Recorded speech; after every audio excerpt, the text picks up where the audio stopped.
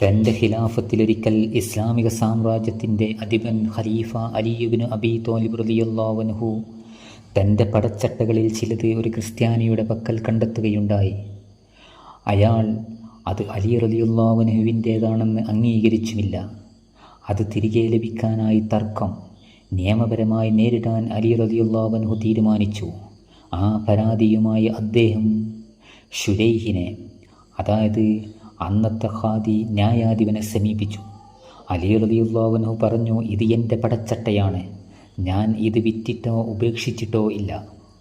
ശുരൈഹ് ക്രിസ്ത്യാനിയോട് ചോദിച്ചു, അമീറുൽ മുഅ്മിനീൻ്റെ ഈ വാദത്തെക്കുറിച്ച് നിങ്ങൾക്കെന്ത് പറയാനുണ്ട്? ആ ക്രിസ്ത്യാനി പറഞ്ഞു, അമീറുൽ മുഅ്മിനീനെ ഒരു കളവ് പറയുന്നവനായി ഞാൻ പരിഗണിക്കുന്നില്ലെങ്കിലും ഇത് എൻ്റെ പടച്ചട്ടയാണ്. ശുരൈഹ് അലി റളിയല്ലാഹു അൻഹുവിൻ്റെ നേരെ തിരിഞ്ഞു, അമീറുൽ മുഅ്മിനീൻ, താങ്കൾക്ക് എന്തെങ്കിലും തെളിവ് നൽകാനുണ്ടോ?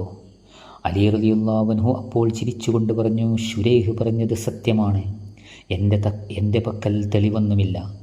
അതിനാൽ ശുരൈഹ് ആ പടച്ചട്ടകൾ ക്രിസ്ത്യാനിയുടേതാണെന്ന് വിധിച്ചു. ക്രിസ്ത്യാനി അതുമെടുത്ത് തിരിഞ്ഞു നടക്കാൻ തുടങ്ങി. പക്ഷേ അല്പം നടന്ന് അയാൾ ഉടനെ മടങ്ങി വന്നു. എന്നിട്ട് പ്രഖ്യാപിച്ചു, ഞാൻ മനസ്സിലാക്കുന്നു, ഇത് സാക്ഷാൽ പ്രവാചകന്മാരുടെ നീതിയിലുള്ള വിധിയാണ്. അമീറുൽ മുഅ്മിനീൻ തൻ്റെ പരാതി സ്വയം ന്യായാധിപന് മുന്നിൽ സമർപ്പിക്കുന്നു. എന്നാൽ ന്യായാധിപൻ ആ ഭരണാധികാരിക്ക് എതിരായി വിധിക്കുന്നു.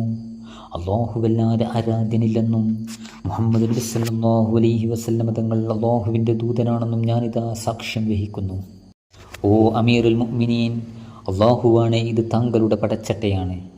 നിങ്ങൾ സിഫീൻ യുദ്ധത്തിലേക്കുള്ള വഴിയിലായിരിക്കെ ഞാൻ നിങ്ങളെ പിന്തുടരുകയും അങ്ങനെ നിങ്ങളുടെ സാമഗ്രികൾ നിന്ന് ഈ പടച്ചട്ടകൾ എൻ്റെ കയ്യിലെത്തുകയും ചെയ്തതാണ്. അലി റളിയല്ലാഹു അൻഹു പ്രതിപദിച്ചു, നിങ്ങൾ ഇസ്ലാം സ്വീകരിച്ചെങ്കിൽ പടച്ചട്ടകൾ നിങ്ങളുടേതാണ്. ഇത് പറഞ്ഞ് അദ്ദേഹം അത് അയാളെ തന്നെ ധരിപ്പിച്ചുകൊണ്ട് അയാളുടെ കുതിരപ്പുറത്ത് തിരിച്ചയച്ചു. അൽ ഷഅബി ഈ സംഭവത്തിൻ്റെ നിവേദകൻ പറയുന്നു, ഈ മനുഷ്യൻ ഖവാരിജുകൾക്കെതിരെ അലി റളിയല്ലാഹു അൻഹുവിൻ്റെ പക്ഷത്തു നിന്ന് നഹ്റവാൻ യുദ്ധത്തിൽ പോരാടുന്നത് കണ്ടതായി ഞാൻ പിന്നീട് അറിഞ്ഞിട്ടുണ്ട്.